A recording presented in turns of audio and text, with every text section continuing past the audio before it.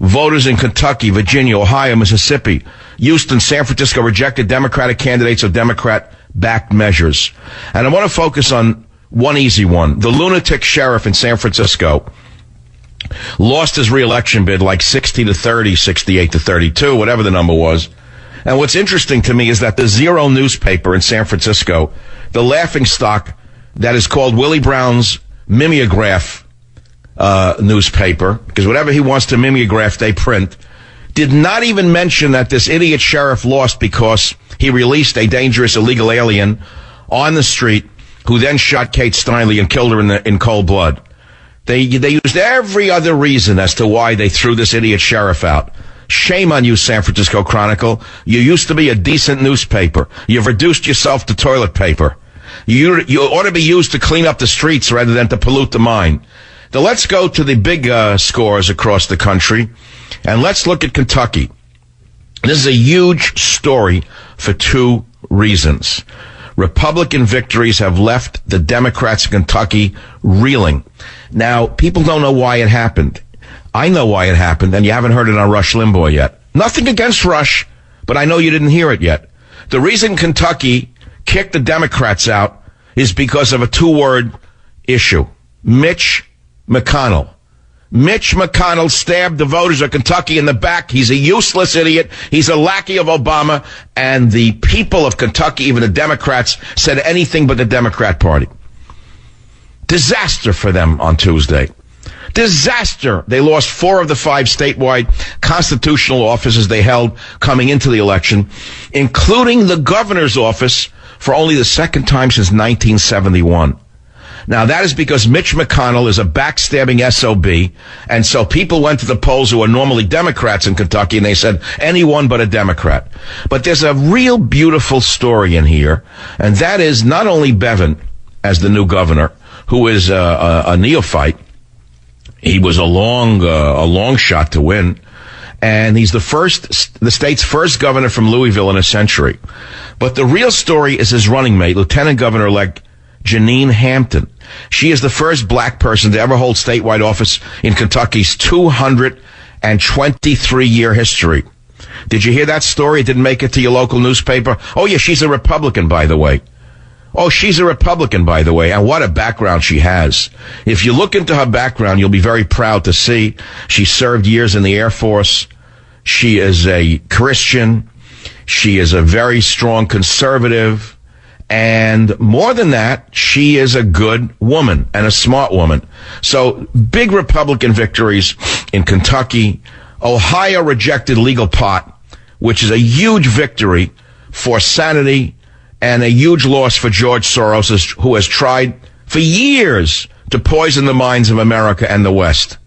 Future of marijuana in Ohio, as you know, is very clear. Legalized cannabis for medical and recreational use got knocked down, and it was a ballot initiative. What's interesting about this is a twofold interest to me. It seems to me that state and local elections run on one day, not on 30 or 40 or 50 days or 3 months, where illegal aliens get to vote as many times as they can, where criminals vote, where people vote numerous times. The national elections are so corrupt, they're useless. They're virtually useless. Barry has busted the federal election process to a point of no return. But on the state level, where people get to vote one day and that's it, we get clearer results. And the results are quite clear. And that is that the Democrats are going to be thrown out in 2016. It's as clear as a bell, unless you don't vote, or unless they steal the election again by having it counted by one of the machines in, I think it was Spain. So here we are. Those are the big stories. Here are some others. I have the summary right here on the old Savage Nation. San Francisco sheriff known for Sanctuary City defense loses re-election. From coast to coast, conservatives score huge victories in off-year elections. I just told you about some of them. Latino kids blast Donald Trump, and they use dirty, filthy words. And they certainly want amnesty. And this is exactly why we can't have amnesty. Because for these lowlife boys and girls to be shouting words like MF and F and D, as well as Spanish profanity, shows us why they don't belong in the country to begin with. They're going to go back to where they came from. Google.org gives $2.35 million to groups fighting for racial justice. We know what groups fighting for racial justice mean, don't you? Usually gangbangers in organizations that are opposed to police trying to control crime. But that didn't stop Google.org from paying them off, so they don't start asking about why doesn't Google pay their fair share of taxes instead of using the triple Irish and the triple Dutch methodology to avoid paying their fair share of taxes. It's the oldest game in the world, which is these liberal organizations like Google, Microsoft fund these radical left-wing groups, street radicals like this, in order to keep them from asking, hey, wait a minute, do you pay your fair share of taxes? The answer is no, they do not.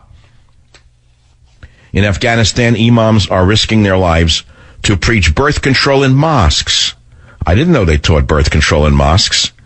That's very interesting. I had no idea. Birth control in mosques. Well, I guess that's one of the reasons men have lost their legs in their lives, is so that we can teach birth control in mosques in Afghanistan. That's a good use of American troops to encourage this kind of thing in Afghanistan. Gay marriage has opened Pandora's box. Couple seeks right to marry. They hitch their legally father and son. That shouldn't stop them. Sexual abuse of boys. Afghanistan. Sexual abuse of boys has been resurrected after the United States toppled the Taliban. Did you know that? It's a common practice in Afghanistan for men to rape young boys. But strangely enough, raping young boys by grown men was punishable by death under Taliban rule. But after the terrorist group was overthrown by the U.S.-led invasion, the powerful, loser, degenerate perverts in Afghanistan are now raping boys again. And when our troops punched one of them in the mouth, he was thrown out of the military under Barry from Honolulu. Next story from Breitbart. Michelle Obama urges women to join the workforce instead of staying at home. That's interesting. She went to Qatar. I still can't pronounce that country. It's Qatar, it's Qatar, it's Qatar, it's Qatar. She went to Qatar in the Middle East, and First Lady Michelle Obama, I guess, needed another vacation. I guess it's getting cold in Washington. And she challenged more women in Qatar to reach their full potential of getting jobs instead of simply getting married and staying at home with the children. Well, I have a lot to say on that, but it's a family show. From BuzzPo, thousands of soldiers with disabilities were kicked out of the Army. Okay.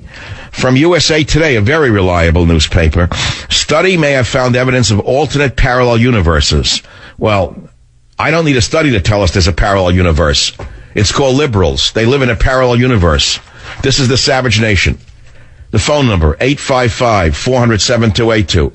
Join the Savage Nation. Call now, 855-400-SAVAGE, 855-400-7282. Savage. My Savage Nation is sponsored by SwissAmerica.com, the only company I trust to protect my wealth with gold and silver. Call 800-BUICOI. We have only 2 minutes left. We have one caller right now who's speculating on who shot down that Russian airliner. I reject categorically the lie coming out of CNN via the Defense Department because of the way it's couched. Bert on KKAT in Utah, what's your opinion? What happened to that Russian jetliner? Hey, Michael, how you doing? You know, it's already been established that it was an outside influence. I mean, it's an absolute fabrication that it was anything from the inside. But what the gentleman that called earlier was talking about the British missile, that's a Mach 4 missile. And based on, I had a high level of clearance at the DoD years ago, and based on what I have seen in the past, I'm speculating that it was either an American force or an American ally force that wanted to make a statement against Putin. Putin has embarrassed this administration so badly, and he is such a chicken excrement, Obama would not do it face to face. If that British missile, it's a Mach 4 missile, could easily be fired out of Saudi Arabia to take down that jet, and I could totally... So you concur... Wait, I don't know who did it, but I concur that it's a propaganda. In either case, whether we actively did this or not, this is propaganda being put out by Obama to embarrass Putin. I think we can agree on that, correct? Absolutely. It was not... Yeah, because Obama is such a weak individual internally and externally that he would do anything to embarrass Putin. Now, I didn't say he he would order that the plane be shot down. But he's putting out the lie that it was a bomb in the luggage in order to make Putin look less manly. I'm sending you a copy of Government Zero, my friends. Thank you for making it number 3, New York Times bestseller list. That's a huge victory, given that I am blacklisted by Fox News and every other outlet in America. Please go out and buy another book for a friend to keep sending the message that we've got to take our government back. Thank you, and good night.